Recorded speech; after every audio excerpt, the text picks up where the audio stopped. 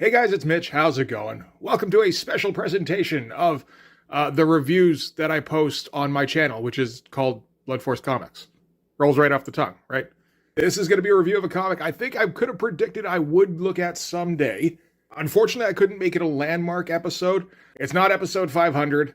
We just hit that like a couple of months ago, and unfortunately I didn't have this at that time. So this is super special episode number 512. But that's okay. Apparently 512 is a number associated with personal transformation, positive change, and spiritual growth. In numerology, that is actually kind of significant. Because today I am looking at Master's End. This is the fan comic produced by Rob Norton. I think anybody who watches my videos, or most people anyway who watch my videos, will probably be familiar with Rob Norton. We do pretty much the same thing. We both produce videos reviewing comics primarily from the 90s, although we've both strayed outside of that, I would say. We also both do live streams where we work on our fan comics. And for a couple of years, the comic that Rob Norton was focused on his live streams was Master's End. This is a He-Man fan comic that he started over 15 years ago at this point. I just got through watching a couple of videos on Rob's channel where he goes over this, so this isn't new information for Rob fans who have really done kind of a deep dive on his stuff. But apparently the origin of his interest in this project was that 1 year in his, I guess his early 30s, as a Christmas gift from his brother John, he received a box set of, I believe it was He-Man DVDs. And, you know, Rob's a guy, he grew up in the 80s, as I did, as a lot of people, I think, who watch our channels probably did, or, you know, not too far off. So, you know, when you got to watching those again, you know, you're not looking at them through the same eyes you did the first time around when you were 8 or whatever. So you are kind of seeing it for what it is, but you do also still have that pull of nostalgia. And the impression I get is that Rob started thinking along the lines of, like, the Transformers got their movie adaptation, as did G.I. Joe. And they were both a little bit more adult-oriented than the cartoons. Not much, really. But there was a bit of shock value. You know, there was some swearing. There was a bit of blood in G.I. Joe. Characters got killed off left and right in Transformers. And I imagine he got to thinking, what would that look like if you were to do a version for He-Man? And I mean, I'll say it, He-Man strikes me as kind of a silly subject to base some fan fiction on. But I kind of get the idea when you're just, you know, the ball starts rolling in your head, where you start coming up with fun ideas for how that might go. And Rob had done a little bit of work for some small press publishers and was probably thinking along the lines of, you know what, I've never really had a project that I've really gone like heavy duty on. Or I don't know, maybe he has, but you know, it had been a long time and you know, you kind of want to see where you're at these days. You know, there's a few different ways that could go. So he kind of just decided to come up with a story and then run with it. I mean, it might be a situation kind of like what happened with me with Blood Force, where, you know, I got an idea and it seemed like a pretty good idea and I came up with characters. The characters seemed like fun. So, you know, let's see if I can write a first issue. And I did. And I'm like, well, shit, let's see if I can draw those pages then. And I did. I was like, oh, fuck. Well, let's see how long we can keep this shit going then. I could have talked to Rob about this, like, very easily. I didn't do that. I'm not entirely sure why, other than just I usually don't talk to the people who make the things before I talk about the things. That might be part of the reasoning. Let's say that's the reasoning. And we can also say I have a bit of an added incentive when it comes to why I would want to review this book, in that, you know, Rob has helped me out when it came to getting the word out for my Kickstarter, for my comic book. You know, I've chatted with Rob fairly frequently. We have kind of similar views on a lot of things. I like the guy. I like his channel. And I admire what he's done with this here, because this is a project that he can't possibly profit off of. Not in the way that, like, you know, somebody working on a creator-owned project possibly could. You know, plenty of people can go and they can come up with an idea for a story. They can, you know, complete a comic for that. And you never know what can happen with that. You might be able to eventually get that published with a small press publisher. You might be able to license it. There are possibilities. You can't do a whole lot when you don't own any of the characters. And in fact, you're not allowed to profit off of your work on those characters. So this is purely I had a fun idea for a story and I wanted to finish it kind of thing. So again, that I admire quite a bit. And when I received these from Rob, I also received a letter in which he encouraged me to basically go at him with the same kind of gusto that I go at everybody else. And while I understand the sentiment, you know, we dish it out, we should be able to take it. And in return, I would certainly welcome it with my book. I don't know if that's going to happen here, just because of how much I enjoy the book and how much I respect the effort and dedication that was poured into it. That's generally my issue when I'm reviewing a book and I start, spiraling into a bad review, is because I expect not even a certain level of quality exactly, but I want to see effort on the page.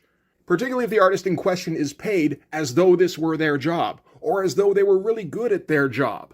When I know for a fact that the artist in question, well, for one, wasn't paid for the work, and two, did the work anyway for a fucking decade and a half, and three, poured his fucking heart and soul in it. That kind of checks most of the boxes for me. Like, yeah, to be fair, some of this is going to look a little bit amateurish from time to time. It's an old comic. My primary interest with this book, as it is with most books, is the book entertaining? Am I going to have fun with it, and am I going to see some cool art? And on Master's End, the answer is yes on both of those. Anyway, that's enough of an intro. We can actually get into the comic now. So originally, these were released, I believe, as single 24-page issues. Well, I say released, basically, they were printed off. And I imagine Rob kind of distributed them. Occasionally, people would give him donations or something based off of that. Because again, you can't sell them outright. And once he got enough issues under his belt, he started releasing them as these volumes. So this is a collection of the first 3 issues of Master's End. There are 6 of these volumes in total. As far as I understand it, this is essentially the equivalent of the first He-Man movie, as Rob would see it. And the first 3 volumes, which I have right here, I've got volume 1, volume 2, and volume 3. Oh, spoilers, get out of here. That is essentially the first story arc.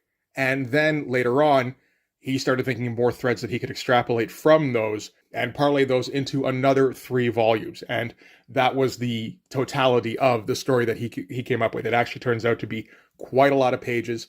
By the sound of it, I guess that would be in the neighborhood. What are we looking at? I guess these 3 are probably close to 80 pages each. So maybe 250 pages total. And I get the impression the later volumes were a little bit thicker.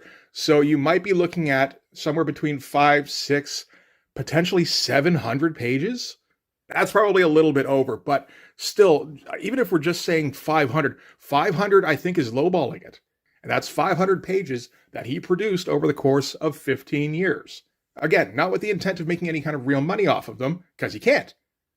This is just coming home from work. I think I'm going to work on that He-Man story I started up. So this is the collection. This is volume 1. And we get a nice start cover with a nice line drawing of the Sword of Power from He-Man, the I Have the Power sword. And I mean, I like the simplicity of it, and I also like the fact that there's a little bit of a design element to this, in that he went for, as I said, a pretty stark image that's fairly eye-catching, came up with a decent title logo, and then he kind of upgraded the look as the book went on, which I appreciate. So, opening up, we're going to start with a frontispiece featuring He-Man and Skeletor in probably a manner that you haven't seen too often before, where we get a nice photorealistic skull of Skeletor here. That looks pretty great, actually. And a very dramatically lit He-Man, which is nice, and it also kind of brings out Rob's love of 90s comics, because we get some of that 90s musculature in here, that anatomy. Good stuff. No, that skull looks fucking dope. So, story in this by Rob Norton. Art by mostly Rob Norton. There is also work by his brother John Norton, mostly to do with stuff with the Thundercats, because the Thundercats are also in this. We'll get to that. And lettering is also by his brother John Norton. So from there, we get a pretty lengthy forward by Rob. And I mean, anybody who's watched any of Rob's videos, I think you kind of know Rob's voice, and this is written in that voice.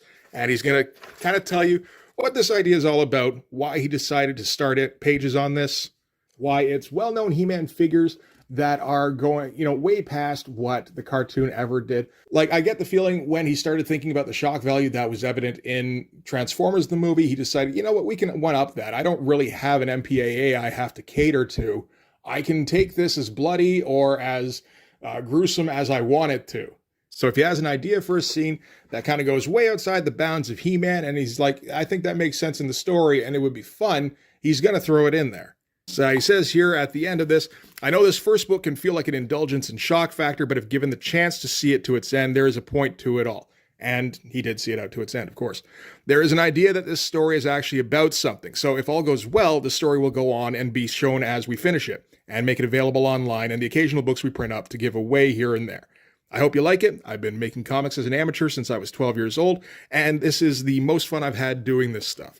I'm actually kind of proud of it. I've grown as an artist as I've worked on this off and on over the last 10 years, and I think people will actually like it if they give me a chance to create the whole book and let everyone read it in its entirety. So, nice kind of heartfelt introduction there.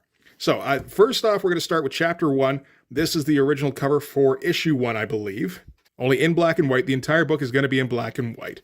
And the original had color covers. So, we kick things off in Snake Mountain. Skeletor sits in his bone throne, musing. Bone throne is a term I came up with, not Rob. In this context, bone is probably a noun and not a verb, although in this universe, you never know. Rob does not shy away from 18+ material, although it's important to note, I think, that when he does get into that stuff, it's not gratuitous, it's for story reasons, and I think that's important. While the subject matter can be kind of goofy sometimes, he does take the story seriously, and he's going to put the right amount of effort into it based off of that. But we get an inner monologue from Skeletor saying, "I am Skeletor." Should I do the voice? Maybe I can do the voice. I won't do the voice. Ruler of Snake Mountain. I should be the ruler of Eternia. I should be master of the universe, but I am not. For years I have struggled to attain my rightful power, and time and again I've been denied that power by He-Man. So, nice, moody, dramatic shot of Skeletor. Again, I like the amount of black that he's putting into the figure here. And I'm not sure if there's any kind of extrapolation going on by Rob for the Bone Throne itself. I'm sure he had a throne in the cartoon. I don't know what it looked like. I mean, Rob has the DVDs, so he can reference that shit if he wants to, and he might have. So Skeletor is stewing because, over the years, he's been trying to gain ultimate power, and he's always been thwarted by He-Man. And he's thinking to himself, you know what?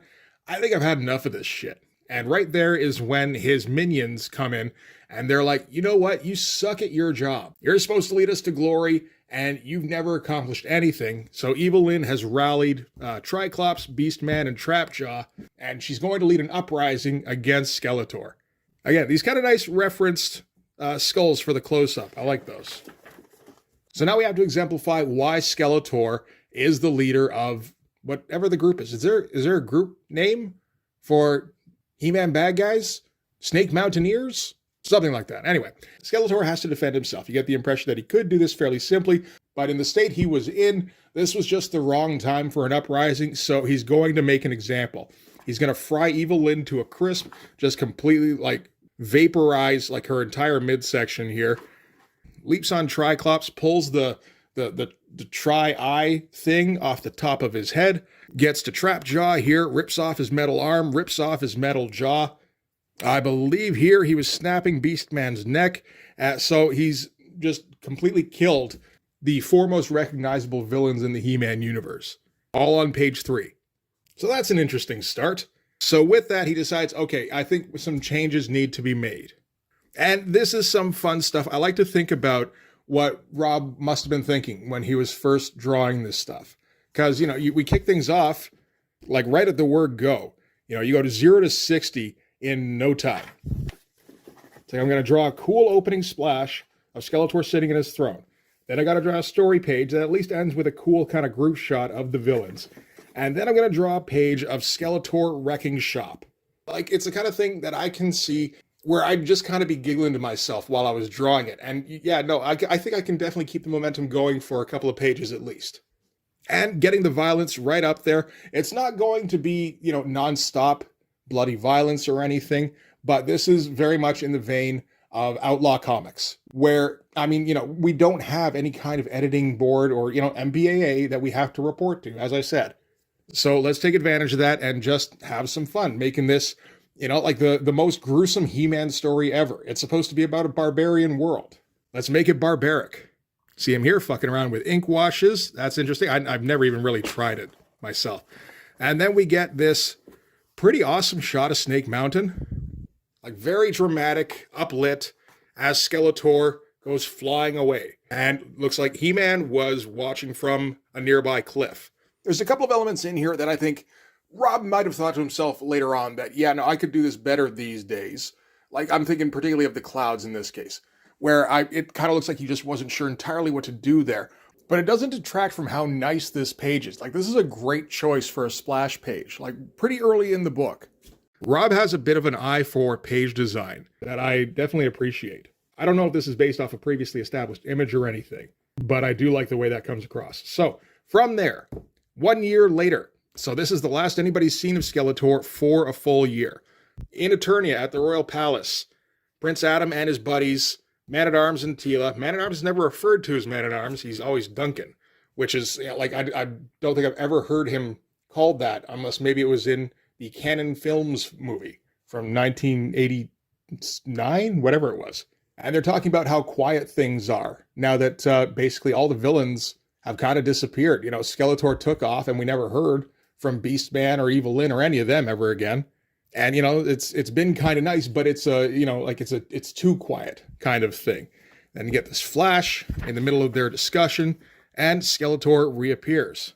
Right in the middle of their brunch, Teela and Man-at-Arms jump into action. Adam is caught off guard, and Teela and Man-at-Arms are instantly killed by Skeletor with eye lasers before Adam can really do anything. So he starts to pull the sword out, and Skeletor uses the eye lasers again to fry off He-Man's hand. And with that, Skeletor is kind of done for the moment, because he's basically eliminated the top 3 threats that he would have to deal with going forward. So, smashes at Prince Adam through the table here, and it's very clear that he knows that Prince Adam is He-Man now. He says, "Understand that you are no longer important to me, you are no longer a threat to me, I have returned, and I will now take everything I've ever wanted. If anyone gets in my way, they die. I'm a man of my word." So, just utterly defeating He-Man, again, this is all within the first 10 pages. Next stop is Castle Grayskull. This is kind of his first primary goal, is to get control of Castle Grayskull, which of course is being guarded by the Sorceress. Again, nice page layout here. I like this quite a bit. And, you know, we get her just kind of wandering around the halls of Castle Grayskull, as I assume she does pretty much 24/7. Like, that's her job, is a hall monitor.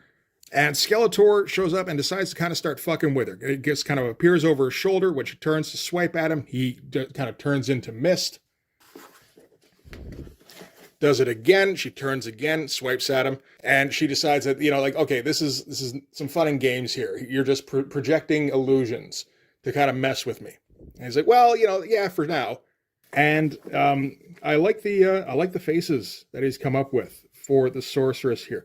I believe most of the faces he does for women are from photo reference from a friend of his. But, you know, they end up looking rather nice. So anyway, Skeletor informs her that he's going to be taking Castle Grayskull, and Sorcerer's like, sure, I mean, you said that before. Every time you try, we knock you down. So go ahead, take your best shot. And Skeletor's like, yeah, well, that was before. This is now. Things have changed a little bit. I went out into the greater universe, and I kind of found some stuff to bring back with me. So Skeletor went out in search of weapons of great power, and he came back with fucking Voltron. Because if you're going to do a fan comic where you're using properties that you can't profit off of, there's really no limit to the amount of properties that you can incorporate into your fan comic. It doesn't have to be strictly a He-Man fan comic. And this, I think, is the moment where I first went, all right, here we go. Because the pages leading up to this have been fun. You know, make no mistake, like Skeletor just tearing shit up, that's some fun stuff, and I'm sure it was fun stuff to draw. This is where we're going to get imaginative, and this is where things are going to get kind of bonkers. So Skeletor went out and he got himself a kaiju bot. Quick cut back to Adam, and he's just overcome with grief naturally. You know, he was caught off guard, and there's the whole thing, just he assumed that things would never go this far. Skeletor wasn't capable of this kind of devastation. So he's going to have to go to Castle Grayskull because that's where Skeletor said he was going to go. Orko shows up and he's like, well, okay, but your hand's kind of fucked up. I don't know that that's going to work out too well. But there's like a body swap thing that happens when he does the I have the power thing anyway. So maybe, you know, that'll help his hand out. So does the I have the power thing. His hand is healed, at least in this form. And he quickly gets Orko to teleport him to Grayskull, where Voltron is laying waste to the castle. So, like, this is, again, the benefit of fan comics. If you come up with an idea that's badass enough, you can make that idea. Why the fuck not? And again, with the knowledge that this is kind of in the vein of Transformers the movie, this strikes me as Devastator Wreck and Shop in Autobot City. Then He-Man swoops in, again, from the Orko teleport. Big old punch to Voltron's face. Kind of shades a Unicron here as he shatters his eye. And just kind of rolls with it, lands on the mountain's side. Nice figure work. I like this. And He-Man is ready for action. Yeah, so we're going to get a He-Man versus Voltron fight. We get a shot of Grayskull in flames. We get the Sorceress kind of flying into action here. Skeletor's like, all right, let's get down to it. And Sorceress goes, yeah, okay, your kaiju bot, it's pretty scary, but I mean, He-Man's here now and he's going to make short work of it. You're never actually getting inside Grayskull. And that's when he shows the second weapon that he's managed to find. He says it's a source of power for an entire race of people gathered in a single small object. They call it the Eye, and with its power now part of me, nothing will stand in my way. And what he's got is the Eye of Thundera from Thundercats. Again, if you can't profit off of any of these, why not use them all? So that's the first issue, which is just a lot of fucking fun. I'll keep going with this, although I probably won't spend quite as much time on the rest of this as I did on this first part. But this first part is probably the most important because I like, it shows you just how much passion there is on the page, and it shows you how much fun Rob is having with the idea. This is, if you can come up with a good enough reason to have something badass happen, then make the badass thing happen. And the thing is, you can always come up with a reason. And Rob's just drawing pages in his house, so why not just draw the most fun pages he can? So, second part here. This part is going to be drawn, I think, almost entirely by Rob's brother, John. So there will be a difference in the art based on the fact that we've got different artists now. But I get the impression that John is still going to have a fair bit of fun with this. So we get a nice little collage here at first with Skeletor having the Eye of Thundera, flaming Castle Grayskull in the background, big-ass Voltron there looming over everything. So now we're going to get the story of how Skeletor got the Eye of Thundera. Starting in New Earth, I think it is. Is that the name of the... I don't remember the name of the Thundercats planet, but I think that's right. So Skeletor at this time had been searching around for items of great power. He happens across this planet, and it's like, okay, these items are going to be mine now. So senses the power of the Eye of Thundera somewhere on the planet. He's like, okay, bring that shit to me. Lion-O's like, yeah, that's not happening. Snarf starts talking to Snarf shit, and Skeletor's going to do to Snarf what we've all really wanted someone to do to Snarf over the years, I think. So he kind of telekinetically brings him over, grabs him by the head, grabs him by the tail, and pulls him apart. And just, this part might be gratuitous, just how gruesome it is. And we get like bits of Snarf's spine coming along with the tail here, but fuck it. We're having some fun with the page. I'll speed up like the beginning of this fight sequence. Like, it is fun, but it's also stuff we've already seen in this comic. This is kind of just stretching out the original confrontation with Skeletor where he kills off Man-at-Arms and Tila. Basically, on his own, Skeletor and Lion-O are pretty evenly matched until Skeletor brings in some crazy. Because this is where we find out that this is Skeletor's second stop on his magical mystery tour of finding all the crazy weapons to beat up He-Man. So he's going to bring in the Voltron robots. We have seen them in Voltron kaiju form, but honestly, the thing I forgot about Voltron robots is that they do separate to become the lion robots. So yeah, Skeletor has managed to knock these guys aside rather easily. And there's a great shot later on where we've got like the corpses of the Voltron, the guys who operate the robots are still sitting inside the lion robots, like they're just like desiccated husks. So Skeletor sends the Voltron Lions against the Thundercats headquarters, which I can imagine being a scene that got played out in Rob's basement when he was a kid. I don't know if it ever happened. I don't know if anybody ever had like a Thundercats headquarters playset and all 5 Voltron, like full-size Voltron Lions. I'm sure some people did. I don't know if Rob was among those. But I could totally see, like some kid flying the Voltron Lions around the Thundercats HQ playset. Assuming that was a thing. Would that actually happen? Kind of looks like it might have been a thing.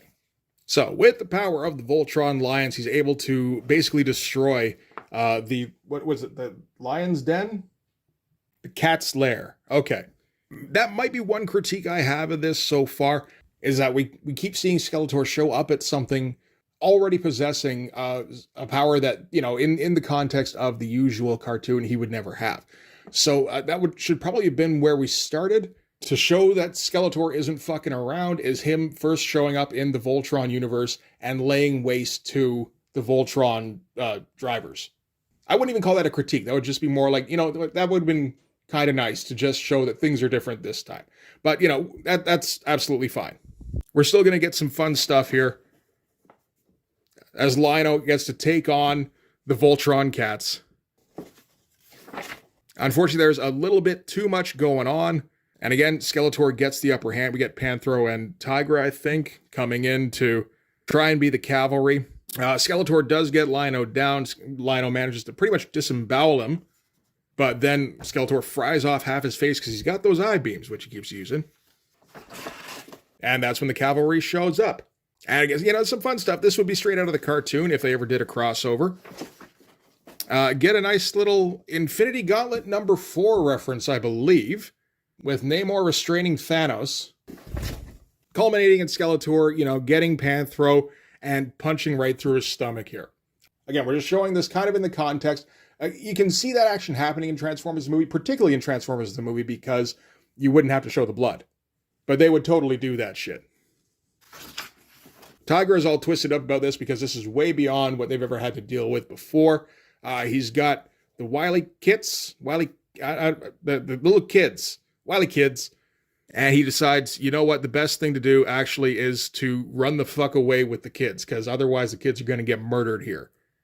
Fun expression here. That almost feels like it's referencing something, but I'm not sure what.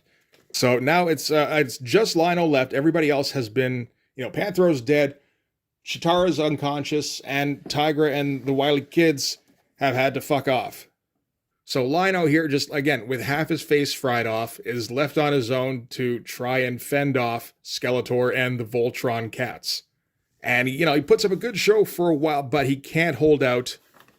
Not indefinitely, anyway. And in the end, Skeletor takes the sword, takes the Eye of Thundera, and, he's got the eye, he's got the Voltron cats, and it's time to go take Castle Grayskull. Boots Lion-O down one more time, tosses him the sword because he doesn't need the sword. He's got a sword. And flies off to eternity, leaving Lion-O lying in just the wake of the destruction he's wrought. Oh yeah, I forgot. Dead Snarf too. But nobody was sad about that. And in the meantime, Mummer has been watching all of this, so we are going to touch on him some more too. So, Rob's getting into some plot threads here. You can see what he's setting up.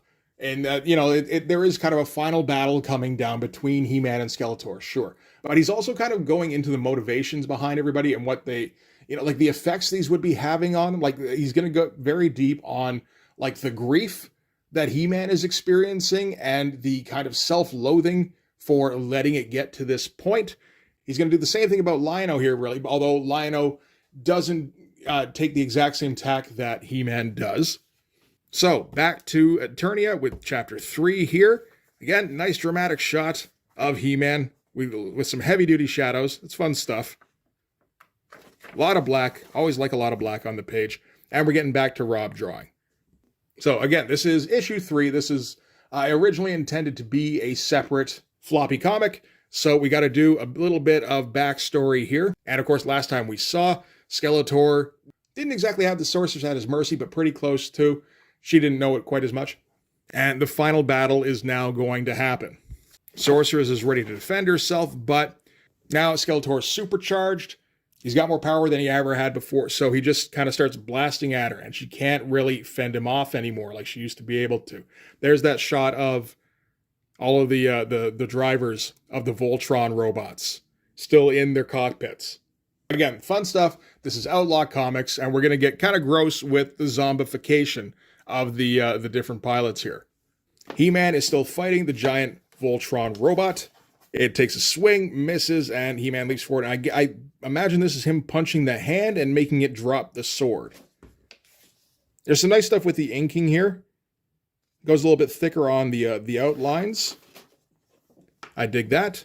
We're going to get some quick vertical panels of He-Man versus Voltron on top. Skeletor versus the Sorceress on the bottom. Some nice, quick, fast-paced intense action.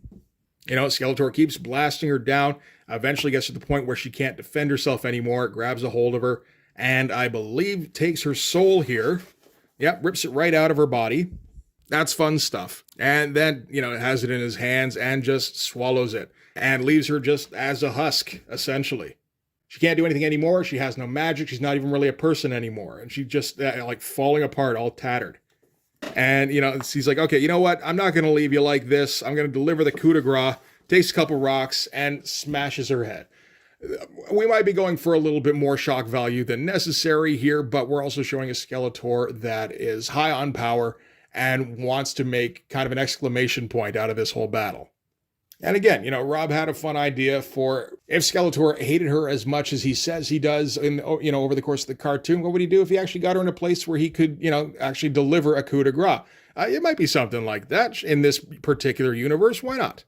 He-Man isn't aware of what's gone on with Sorceress just yet. He's still fighting a giant kaiju robot. Again, fun stuff with him leaping all around, trying to make dents in it so, he can kind of pull it apart. Gets to a point where he notices the sword, so runs up, grabs it, and, he's the most powerful man in the universe, so he lifts the sword and hucks it at Voltron, impales it on it. Great sequence. It's got good movement. It's dynamic. Got your speed lines, and it's, you got your big panels. It flows nicely for a big oh shit moment, which this is. And yeah, it falls to the ground. He turns and goes, Skeletor, like it's your turn now. Okay, I've got another critique, if you're ready. Not enough black in the page here. This is something I feel like Rob these days knows, and maybe back then he didn't. This kind of stuff where it's just line work and there's no shadows whatsoever, you're kind of losing out on a whole lot of dramatic impact. It does look unfinished, but again, this is something I think Rob knows, particularly with all the cross-hatching he does these days. Skeletor's at the gates of Castle Grayskull, and, he's kind of reveling in his victory when it's just like, oh, wait a minute, I kind of forgot something. Turns around, He-Man smacks him in the face. Fun figure here. I like that quite a bit. So He-Man's overcome by rage and grief and all that shit, impales Skeletor against the door of Grayskull. Figures there, finally, my need for revenge has passed. But with the power that Skeletor currently has, that's not enough to kill him off just yet. And he points out that He-Man kind of stands alone at this point. You don't really have any allies left. He-Man looks back, sees the Sorceress's corpse, and loses his goddamn mind. Fun stuff going for the high contrast shadow there. And that's when Skeletor unleashes the full power of his eye lasers. Gets some great high contrast stuff with the light as it completely envelops He-Man. And he's managed to basically burn off like most of his skin. But this is a He-Man that, again, he's pushed past the breaking point. And he was already the strongest guy in the universe, and, he's got all the willpower and shit, so he kind of fought his way through it. We have he did like a step-by-step pushing himself forward here. Grabs Skeletor by the throat, shoves his hand into the incision that he made when he stabbed him up against the door, and pulls out his heart. It's some pretty great-looking stuff here. He's going a little nuts with the shadow here. I like all the detail as he pulls it out through his rib cage. And Skeletor kind of explodes with, the eye beam and everything. Just get the eyes just erupting here. That looks fucking great. Get Sorceress's soul escaping with a Phoenix flame effect too. I guess that's the golden eagle thing that she usually turned into. And we kind of leave He-Man as the only one left. Okay, meanwhile, back at the Royal Palace, He-Man, Adam's parents are just investigating the murder scene because Teela and Man-at-Arms are still dead. Their corpses are just lying there. All of a sudden, Teela's eyes open, and she just kind of lurches. All the light shoots out of her face, and she disappears. So what could that be about? Quick epilogue bit as He-Man stands over Skeletor's corpse. He's got his heart, which he's going to hold on to because it keeps on beating, even though he's dead. Decapitates the body and burns it. Impales the little skull on a little trophy here. And yeah, just keeps those in a case. Still got all the burns. He's turned into Darkman now, so he's got to wrap himself in the bandages. And now he's going to be like the ghost of Grayskull, where this is his purpose now. All of his friends are dead. His mentor's dead. Even his villains are dead. So the only purpose he has now is to hang around Castle Grayskull and kind of guard it against attackers from here on. And just kind of sit in self-loathing, because he could have done something about this years ago by finishing off Skeletor. That's kind of where this is going to go. So anyway, that's the end of the first collection. And that's a lot of fun. This is basically, as I said, the first movie in this series. You got a beginning, middle, and end. You know, you got a threat which He-Man had to respond to. But we didn't really get any kind of deviating from that path other than just kind of backtracking how Skeletor got to this point. So this works well enough as just kind of a fun little digression. But from what I understand, this kind of set up questions in Rob's head about where would this potentially go from here? Because the He-Man character, as I said, full of self-loathing for not ending Skeletor before it got to this point. We still got to settle things with She-Ra because she's part of this universe. We can bring other elements from other toy lines essentially into this continuity if we feel like it, and we do. There's the stuff with Lion-O because that didn't exactly get resolved from his point of view. So if he wanted to, Rob could dive back into that. There's a whole thing where because He-Man decides that he should have taken care of Skeletor before he became this lethal, that he's got to become more proactive and protect his sister. So he goes after the evil horde. You know, there's a few places you can take this, and Rob just kind of decided to see where he could take it. And as I said, I admire what he did with this, because this is the kind of thing that I could see somebody easily running out of steam on eventually. Because yeah, he did the first issue and that was fun. It was basically just Skeletor wrecking shop, and then came up with an idea for a second issue. And at that point, I would have to wonder whether or not there was kind of a moment of fatigue. Because the first issue, you know, you're running under your own steam. You know, Rob's had a whole bunch of ideas that he just had a lot of fun thinking about, wrote himself out a script, probably for those first 3 issues. And he's just going on, you know, pure creativity, adrenaline kind of shit. But you get to the end of this story and, you know, you manage to wrap up this particular conflict. And from that point, it's like, okay, now I would have to actually come up with like a narrative flow for where to push this from here. Do I have anything I want to say with this story? Because this isn't really a He-Man story anymore, because the characters don't really act like the characters in the cartoon. So you could theoretically change the names and appearances and it would be completely unrecognizable at this point. So taking the characters that he's already kind of developed, you know, what direction could I go with that? And at that point, I could see it kind of falling off. But Rob didn't do that because I guess he was having too much fun and he kept having fun ideas to do with this story. So he kept going for another like 400, 500 pages. And if I remember correctly, it was just last year that he finally completed it. So that was 15 years of drawing this fun little outlaw comic that, you know, not a lot of people were going to ever hear about. Didn't really have anything he could do with it outside of just draw it and show the odd person. And he still just kept plugging away at it and churning out those pages because that was what was fun for him in his off time. And I dig that a lot. I can't imagine the sense of unreality when he finally finished it last year. That must have been wild. Just like this is something he's been working on most of his adult life, essentially. And now it's this completed work, and he's printed them up, and they're these real things that are in his house. You know, I'm still looking forward to the day, it's coming soon, but I'm still looking forward to the day when my first comic book that I've drawn shows up and I have it in my house. Rob Norton has 6 of these volumes in his house, full of work that he produced. And it's fun work that is just full of a love for comics. Produced by a guy who knows a fair bit about comics and just tried to make the most fun story he could. And what he came up with was pretty fantastic, I think. So anyway, that, as I said, is Master's End Volume 1.